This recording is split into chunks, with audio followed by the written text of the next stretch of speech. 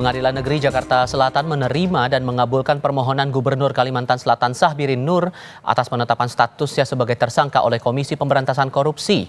Dalam sidang putusan pra-peradilan siang tadi, Hakim Tunggal Pengadilan Negeri Jakarta Selatan Afrizal Hadi mengabulkan permohonan pemohon untuk sebagian. Hakim menyatakan penetapan tersangka terhadap Syahbirin tidak sah dan berkekuatan hukum mengikat.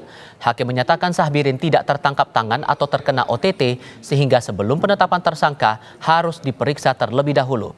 Sementara pemeriksaan Syahbirin sebagai calon tersangka tidak dilakukan KPK.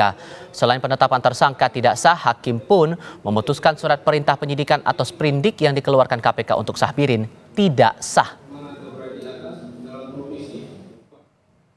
Sebelumnya, penyidik KPK menetapkan Gubernur Kalimantan Selatan Syahbirin Nur sebagai tersangka dugaan kasus suap atau tindak pidana korupsi pada awal Oktober lalu. Syahbirin bersama 4 pejabat Provinsi Kalimantan Selatan diduga terlibat korupsi penerimaan hadiah atau janji oleh penyelenggara negara terkait proyek pembangunan di Dinas PUPR Kalimantan Selatan. Sementara 2 tersangka lain merupakan pihak swasta. KPK menyita uang sebesar 12,1 miliar rupiah dan $500 Amerika Serikat. Kementerian Dalam Negeri akan meminta penjelasan kepada Gubernur Kalimantan Selatan Syahbirin Nur yang tiba-tiba muncul usai menghilang tak lama setelah ditetapkan sebagai tersangka oleh KPK. Wakil Menteri Dalam Negeri Bima Arya Sugiarto menyebut kementeriannya sudah menunjuk pejabat pelaksana tugas gubernur agar roda pemerintahan Kalimantan Selatan tetap berjalan usai Syahbirin menghilang.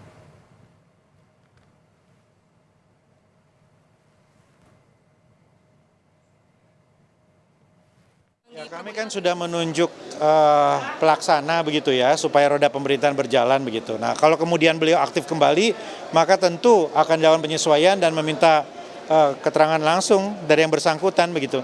Kemarin kan karena keberadaannya tidak diketahui, ya ketika kemudian aktif kembali ya pasti akan dilakukan penyesuaian dan meminta penjelasan dari beliau. Artinya nggak dipermasalahkan untuk memimpin lagi dulu ya Pak, selama prosesnya masih belum dijalankan? Nanti kita akan minta penjelasan kepada beliau. Ya.